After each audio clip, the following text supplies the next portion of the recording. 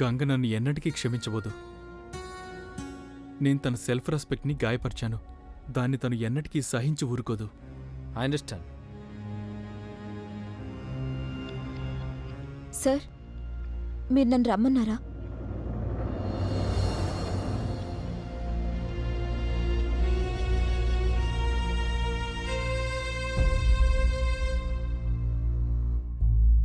అవును గంగా, రా కూర్చో.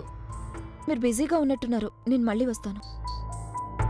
అరే గంగా, ఎంతసేపు అయిందొచ్చి? మంచి పనే చేశావు. రమేష్ నాకు చెప్పాళ్లే, మీ ఇద్దరు ఆ కేసులో గెలిచిపోయారట కదా. అభినందనలు. Thank you aunty. సార్, ఇక నేను బయలుదేరుతాను. అరే తర్వాత అంటావేంటి? రమేష్కి అతని ఫ్రెండ్కి నేను డార్జిలింగ్ టీ పెడుతున్నాను, స్పెషల్ టీ అనమాట. నువ్వు కూడా తాగి వెళ్ళు, సరేనా? వద్దా ఆంటీ, నేను టీ తాగను. నేను తర్వాత వస్తాను. అరే చెప్పాను కదా నేను టీ తాగి మరి వెళ్ళమని. చక్కెర ఎన్ని చెంచాలు వేయను నీకు? 1 స్పూన్ ఆంటీ. సాగర్, షుగర్ నీకెన్ని చెంచాలు వేయమంటావు? 2 స్పూన్లు.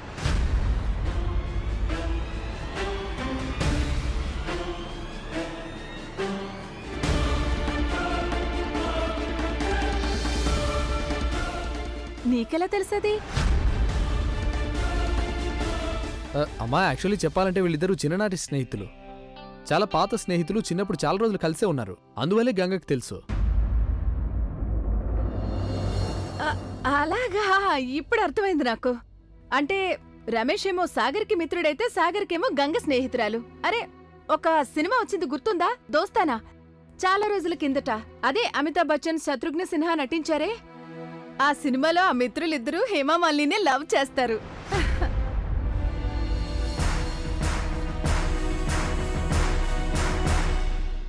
అరే ఏంటమ్మా నువ్వు మరి ఏదేదో మాట్లాడేస్తావు? అసలు అవేం మాటలు? తప్పేముందే గంగా, నువ్వు నాతో పాటు కిచెన్లోకి రా, కబుర్లు చెప్పుకోవచ్చు. అలాగే నాకు సాయం కూడా చేయొచ్చు. హలో అరే బాబు, ఇది నాకు కొత్తిల్లు కదా, ఏ సామాన్లు ఎక్కడ పెట్టావు నాకెలా మా, తెలుస్తుంది? నేను కూడా ఇంట్లోనేగా ఉంటున్నాను. నాకు తెలిసి ఏ సామాన్లు ఎక్కడున్నాయో. నువ్వు బహుశా మర్చిపోయినట్టున్నావు గంగా నా అసిస్టెంట్ అని.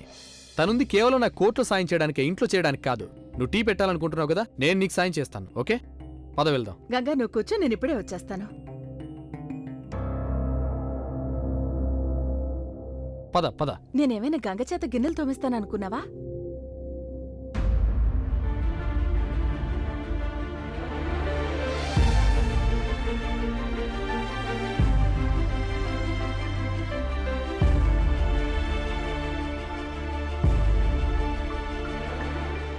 గంగా, నేను నీతో కొంచెం మాట్లాడాలి.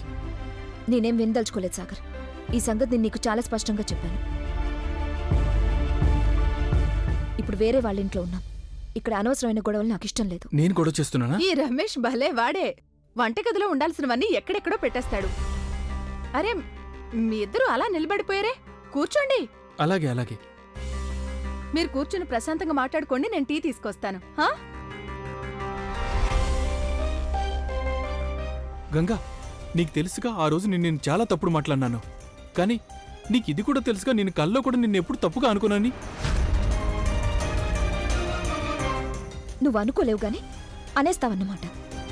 గంగా ప్లీజ్, నేనేదో కోపంలో అనేసాను అవన్నీ.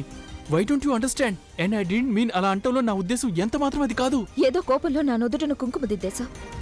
కోపంతోనే మీ ఇంట్లో వాళ్ల మీద తిరుగుబాటు చేశావు. కోపంతోనే మనిద్దరి మధ్య ఉన్న బంధాన్ని తెంచేశావు. అలాగే కోపంతోనే జాహ్నవిని పెళ్లి చేసుకున్నావు. ఇంకా కోపంతో ఏమి చేయదలుచుకున్నావు సాగర్? ఎంత తేలిగ్గా అనేసావు సాగర్ నువ్వు.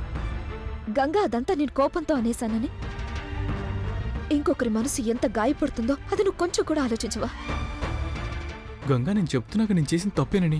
అరే మీరింకా అలాగే నిలబడి ఉన్నారా? రండి రండి, వచ్చి కూర్చోండి, వచ్చి టీ తాగండి. రా గంగా. సాగర్ ప్లీజ్. గంగా నువ్వు కూర్చో ప్లీజ్.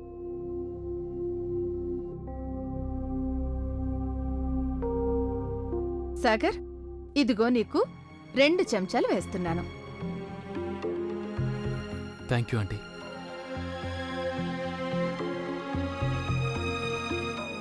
ఏం సాగర్, మీ కుటుంబం వాళ్ళంతా బెనారస్ వాళ్లేనా? అవునండి.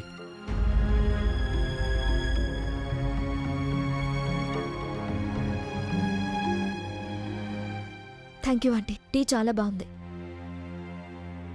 సార్, నేను తర్వాత వస్తాను. Thank you.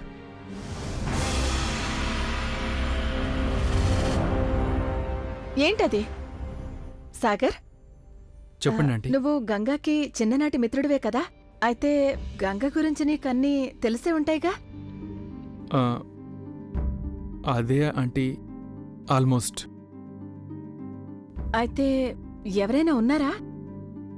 అంటే తన జీవితంలో ఎవరైనా ఉన్నారా అని.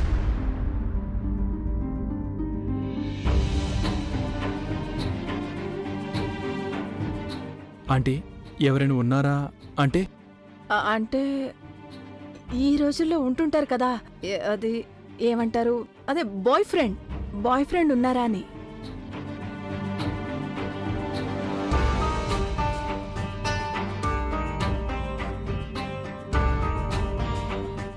I don't think so aunty. I mean, తన గురించి నాకు తెలిసినంత వరకు ఎవరూ లేరు. తల్లి మాత. ఆ, అదే అసలేంటంటే మా అబ్బాయి రమేష్కి ఈ గంగ లాంటి పిల్లే కావాలి నాకు. ఎలాంటి పిల్లంటే చూడగానే రమేష్కి నచ్చేలా ఉండాలి. కానీ అదంతా చాలా కష్టం. ఎందుకంటే మా రమేష్కి గంగ నచ్చిందో లేదో నాకు తెలీదు. అయితే నా కోరికేంటంటే రమేష్కి గంగ నచ్చాలని. చాలా మంచి పిల్ల కదూ ఆ గంగ, చాలా మంచి పిల్ల.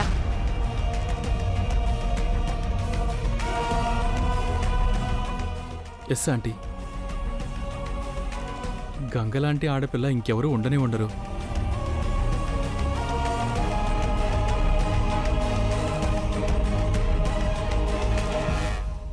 నేను నీతోటి ఆ కొత్త కేసు గురించి మాట్లాడాల్సి ఉంది గంగా.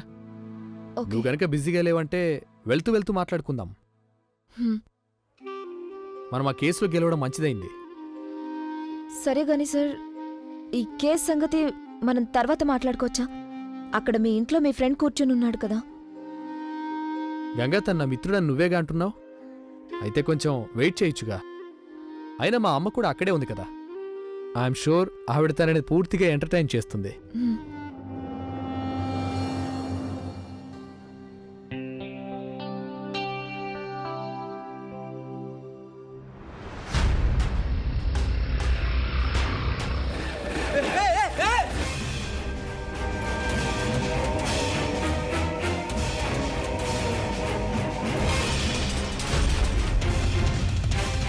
గంగా,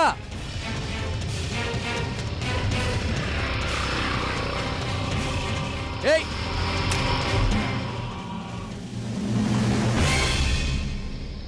కళ్ళు కనిపించట్లేదా నీకు? నీకు ఆ మాత్రం బుద్ధి కూడా లేదా? ఇప్పుడే నీ బండి కింద ఓ మనిషి పడిపోయి ఉండేవాడు. పైగా నా మీద ఇలా బురద చల్లేసి వెళ్తావా? ఆగి సారీ చెప్పాలన్న సంస్కారం కూడా లేదా నీకు? నీ వయసు ఎంత?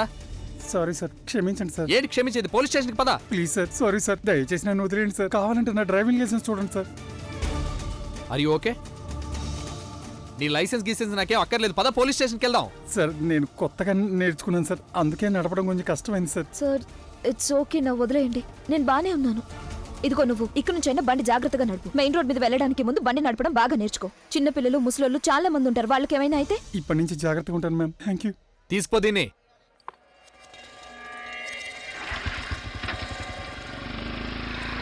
గంగా, అసలు ఇలాంటి వాళ్ళని ఊరికే వదిలిపెట్టకూడదు. నీ ఉద్దేశం ఏంటి? నువ్వు చెప్పినంత మాత్రాన్ని వాడు మారిపోతాడనే? నీకేం తగలేదు కదా? లేదు, నాకేం కాలేదు సార్. హరీషో, పదండి.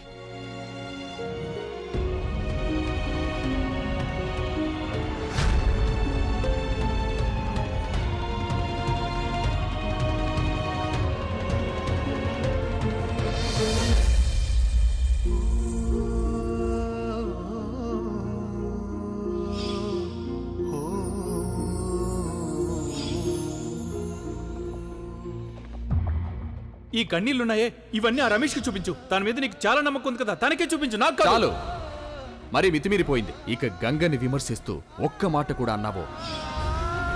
మా రమేష్కి గంగ నచ్చిందో లేదో నాకు తెలీదు. అయితే నా కోరికేంటంటే రమేష్కి గంగ నచ్చాలని.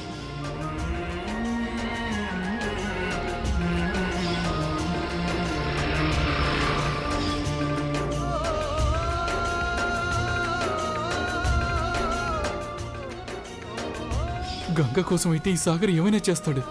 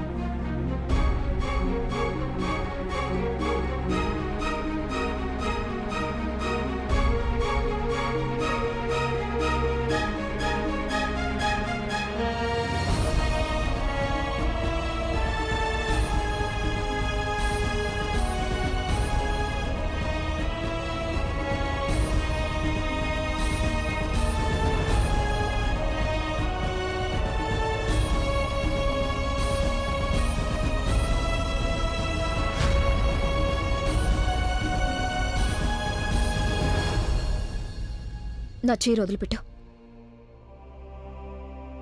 చిన్నప్పటి నుంచి నేను నీ చీర చెంగు పట్టుకునే కదా నేను బతిమాలేవాణ్ణి.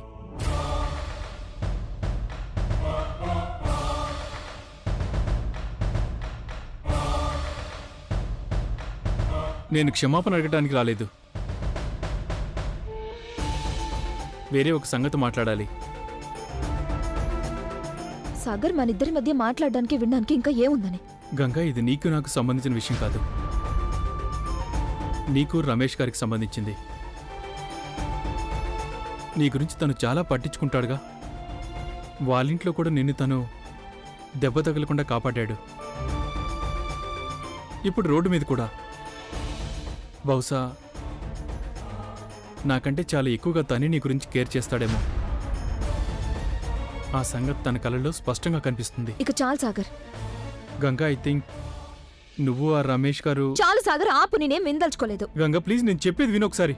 నిన్ను చూసినప్పుడల్లా నాకు గిల్టీగా అనిపిస్తుంది. నా వల్లే నీ జీవితం నాశనం అయిపోయింది అనిపిస్తుంది.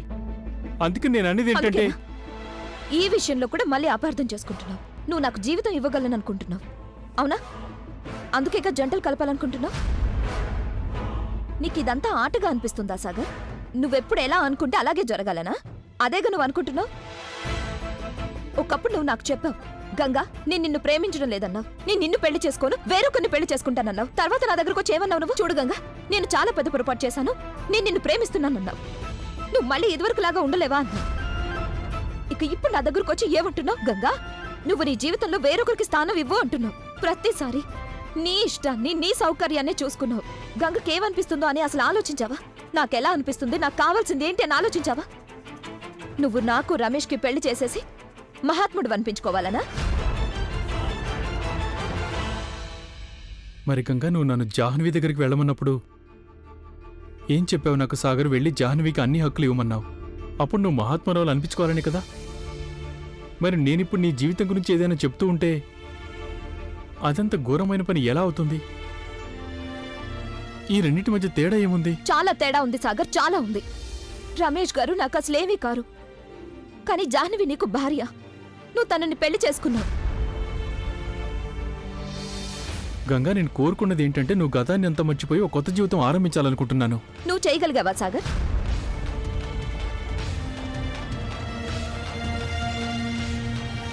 మరి నా విషయంలో ఎందుకలా అనుకున్నావు? నేను నా జీవితం ఎలా జీవించాలనే విషయం నేనే స్వయంగా నిర్ణయించుకుంటాను. నువ్వు నా జీవితాన్ని నీకు కావాల్సినట్టుగా మార్చుకోవడానికి ప్రయత్నించొద్దు. నీకెలాంటి హక్కు లేదు.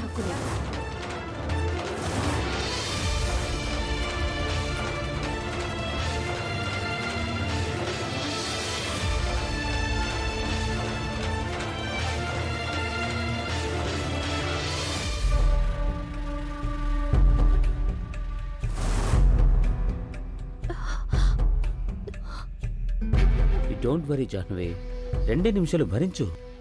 ఒక్కసారి ఎక్కిందంటే భలేగా ఉంటుంది. Come on, good girl. Now enjoy your world.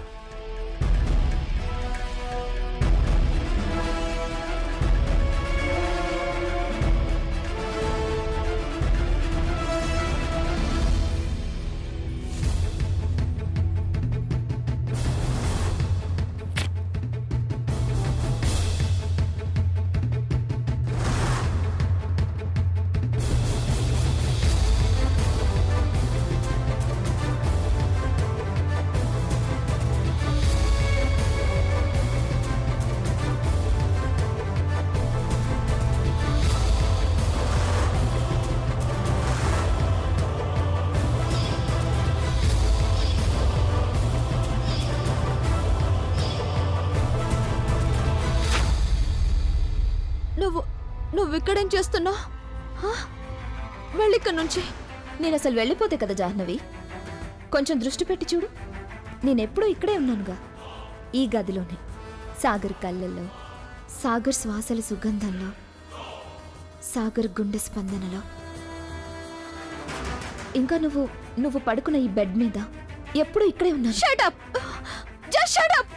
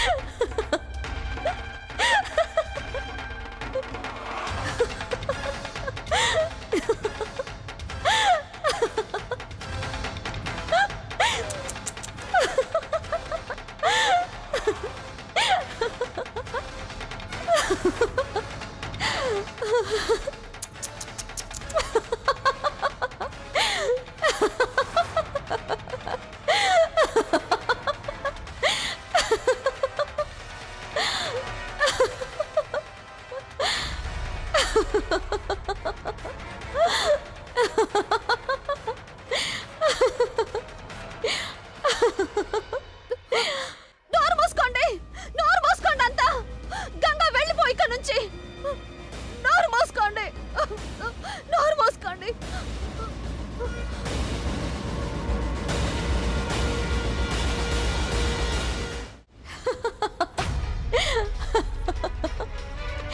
పాపం, ఈ జాహ్నవి నన్ను ఓడించాలనుకుంది. నన్ను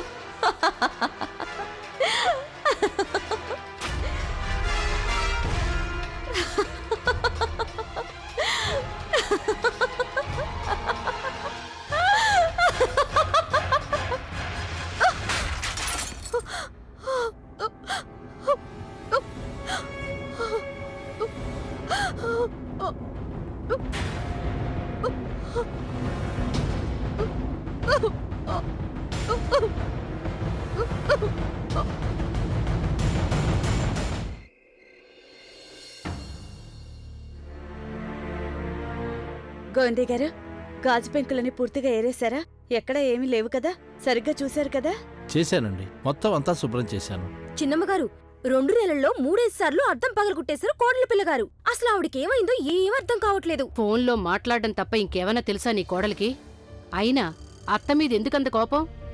అమ్మగారు, కోడలి పిల్లగారికి అద్దంలో తన మొహమే కనిపించుంటుంది, ఇంకేముంటుంది? మాలతి, మరీ మితిమీరి మాట్లాడుతున్నావు. ముందిదంతా తీసుకెళ్లి బయట పారే. చూస్తూ నిలబడ్డావే, ఈ చెత్తంతా అయితే బయట పారబోయి. పట్టుకో.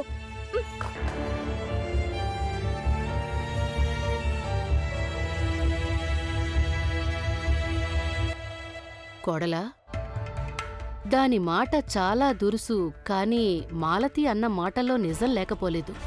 ఆ? నాకు కూడా కోడలి పిల్ల వ్యవహారం ఏమంత బాలేదు. ఎన్నిసార్లు చెప్పుంటాం తనకి? అయినా రోజంతా గదిలోనే నిద్రపోతూ ఉంటుంది, గది తలుపులు వేసేసుకుంటుంది, ఎవరినీ కలవదు. ఎలా వాడిపోయిందో చూడు తన మొహం. నేనైతే ఎవరైనా వైద్యుడి దగ్గరికి తీసుకెళ్తాను తనని. తనకి లోపల ఏం రోగం ఉందో ఎవరు చెప్పగలరు? చీటికి మాటికి అద్దాలు అలా పగలగొట్టడం అదేమంత శుభకరం కాదు, అపశకునం అది. మళ్ళీ ఎలాంటి కొత్త పీడ పట్టనుందో ఇంటిని.